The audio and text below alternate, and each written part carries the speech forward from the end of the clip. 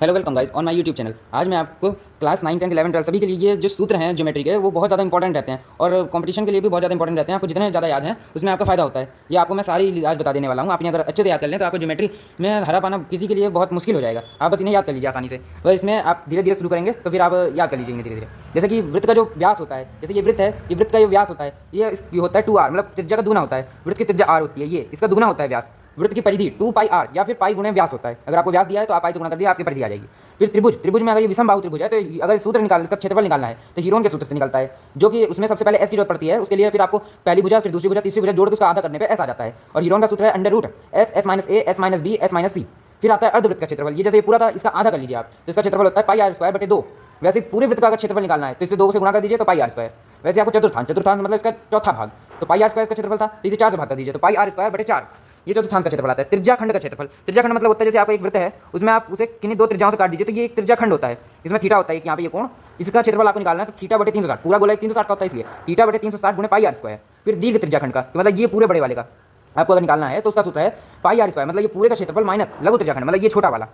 इसके लिए अलग से सूत्र भी आते हैं, pi r square minus theta बटे 360 pi r square minus 1/2 sine theta r square. आप उसे भी लिख सकते हैं, मैं आपके लिए लिख देता हूँ। चलिए, pi r square minus theta बटे 360 pi r square minus 1/2 sine theta r square, ये इसका सूत्र है दीर्घ त्रिज्याखंड का। और आपको अगर लघु त्रिज्याखंड का निकालना है तो पाई आर स्क्वायर माइनस दीर्घ त्रिज्याखंड का क्षेत्रफल। अब आप ये परेशान मत होइए कि पाई आर स्क्वायर माइनस पाई फिर इतना लंबा लिखना पड़ेगा, कुछ नहीं, आप केवल इसे याद कर लीजिए बस। थीटा बटे 360 pi r square minus 1/2 sine theta r square, बस आपका लघु त्रिज्याखंड का सूत्र आ गया।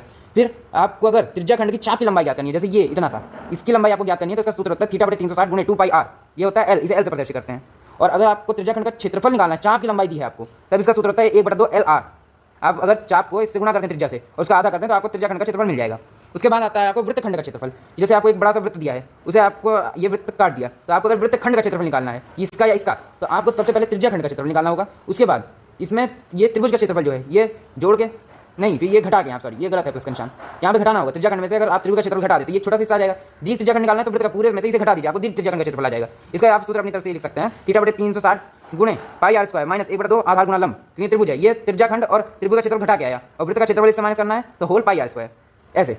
या फिर आप इसे ऐसे भी लिख सकते हैं, पाई आर स्क्वायर माइनस कि थीटा बटे 360 गुणे pi r square minus 1/2 sine square theta, वो अलग चीज़ें हैं, वो उतना ज़्यादा कॉम्प्लिकेटेड ज़्यादा हो जाता है फिर। और आप अगर दीर्घ वृत्तखंड का क्षेत्रफल निकालना चाहते हैं तो पाई आर स्क्वायर माइनस ये फिर यही चीज़ आ जाएगी उत्तर के कि दीर्घ का भी वृत्तखंड का क्षेत्रफल वही चीज़ है। पर अगर आपको लघु का निकालना है तो लघु में ये त्रिभुज वाला क्षेत्रफल थीटा बटे 360 pi r square minus 1/2 pi r square into sine theta. आप वृत्तखंड के क्षेत्रफल को निकालने के लिए सूत्र का इस्तेमाल कर सकते हो, आर स्क्वायर पाई थीटा बटे 360 माइनस साइन थीटा बटे 2। ये थोड़ा सा अभी के लिए नहीं है पर आप बाद में यूज़ कर सकते हैं, जैसे 12th के बच्चे या फिर 12th के बाद आप कंपटीशन की तैयारी में इसका इस्तेमाल कर सकते हैं, आसान रहता है थोड़ा इससे। इसमें तो काफ़ी चीज़ें लंबा हो जाता है इसलिए। इसके बाद आता है समबाहु त्रिभुज का क्षेत्रफल। इसका सूत्र होता है अंडर रूट 3/2 भुजा का स्क्वायर। ये एकदम समबाहु, इसकी सारी भुजाएं बराबर हैं तो इसका क्षेत्रफल अगर आपको निकालना है तो अंडर रूट 3/2 का भुजा का स्क्वायर। फिर आपको अगर वर्ग का क्षेत्रफल निकालना है तो भुजा की घात 2 वर्ग एकदम चारों तरफ बराबर है। अगर इसकी भुजा एक है, ए है, तो ये हो जाएगा ए स्क्वायर। ऐसे ही वर्ग का परिमाप निकालना है तो मतलब चारों तरफ तो 4 गुना भुजा। आयत का आपको परिमाप निकालना है तो 2 गुणे लंबाई धन चौड़ाई, 2 लंबाई धन 2 चौड़ाई भी आप इसे कह सकते हैं। आयत का अगर आपको क्षेत्रफल निकालना है तो आप इसे लंबाई गुना चौड़ाई करके लिख सकते हैं। फिर आता है घन का वक्र पृष्ठीय, मतलब पृष्ठीय क्षेत्रफल, तो वक्र पृष्ठीय है ये, मतलब जैसे आपके पास एक घन होता है तो आपको अगर इन चारों कोनों का निकालना है केवल चारों तरफ का तो 4a स्क्वायर सूत्र लगेगा। और अगर आपको केवल चारों तरफ का निकाल के संपूर्ण का निकालना है तो आपको 6a स्क्वायर लगेगा। मान लीजिए आपको कोई पेंट कराना है तो पेंट आप थोड़ी ना छत पे कराएंगे या फिर फर्श पे कराएंगे, तो इसीलिए। और संपूर्ण क्षेत्रफल मतलब आपको प्लास्टर कराना है या फर्श बनवानी है तो फर्श और प्लास्टर तो आप हर तरफ कराएंगे, छत पे भी काम चलता है पुट्टी वगैरह का, तो इसलिए 6a स्क्वायर। ऐसे ही अगर घन का आयतन का है तो a क्यूब, ये घन की कोर है तो ये a क्यूब आएगा।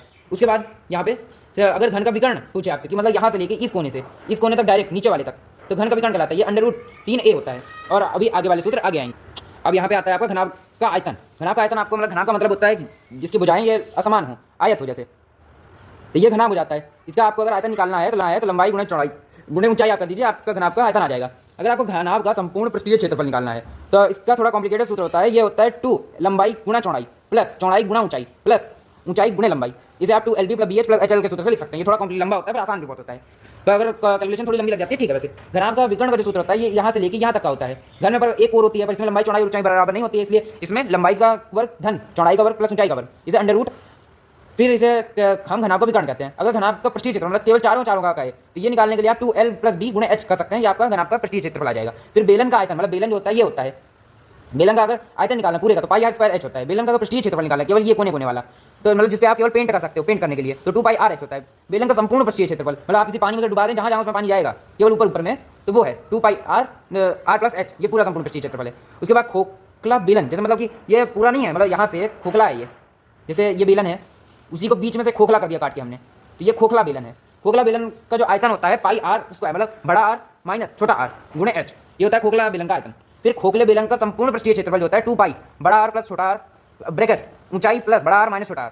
फिर खोखले बेलन का पृष्ठीय क्षेत्रफल 2π बड़ा R प्लस छोटा r इंटू h। फिर आता है खोखले बेलन का बाह्य पृष्ठीय क्षेत्रफल, बाहर वाला।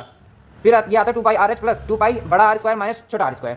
फिर आता है गोले का आयतन, गोला मतलब 3D होता है, ये वृत्त नहीं है, ये गोला है, ये पूरा है। वृत्त तो होता है एकदम चपाट, एकदम समतल, तो वैसे ये गोला जो है 3D है। इसका आयतन होता है 4/3 πr³, मतलब r की घात 3। गोले का जो वक्र पृष्ठीय क्षेत्रफल मतलब पूरा वो, तो ये होता है 4πr²। फिर खोखले गोले का आयतन, मतलब खोखला है ये, जैसे ये गोला है, उसके अंदर भी गोला निकाल दिया हमने, तो ये खोखला गोला हो गया। जैसे बॉल का जो आयतन है 4/3 π बड़ा R³ माइनस छोटा r³। अर्ध गोले का मतलब ये अब आधा गोला हो गया ऐसे। तो अब आप अर्ध गोले का आयतन निकालेंगे, इसे 2 से भाग कर दीजिए, मतलब 4/3 को 2 से मतलब 2/3 πr³। फिर अर्ध गोले का वक्र पृष्ठीय क्षेत्रफल बराबर 2πr², मतलब ये पूरा पर वक्र पृष्ठीय है। अगर संपूर्ण पृष्ठीय छोड़ क्या दे तो ये 2 यहाँ पे πr² से गुना हो जाएगा। कभी कभी बच्चे गलती करते हैं, वक्र पृष्ठीय इसकी तिर्यक लंबाई l जो होती है r² + h² होता है। फिर शंकु का आयतन 1/3 πr²h, ये जो होता है 1/3 होता है बेलन के आयतन का, संपूर्ण बेलन के आयतन 1/3 होता है। फिर शंकु का वक्र पृष्ठ क्षेत्रफल जो होता है πrl होता है, कि मतलब वक्र पृष्ठ क्षेत्रफल। उसके बाद शंकु की संपूर्ण पृष्ठ क्षेत्रफल, मतलब चारों तरफ का, जैसे आपका टोपी है कोई बर्थडे कैप, तो उसमें आप देखेंगे तो वो है उसका क्षेत्रफल, जिस पे आप उस पर स्प्रे कर सकें, अंदर नहीं, क्योंकि वो एकदम वो है ठोस है। अगर आप टोपी ना लेके कोई ठोस चीज लेंगे तो वैसे ही, तो इसका संपूर्ण पृष्ठीय क्षेत्रफल होगा πr l + r।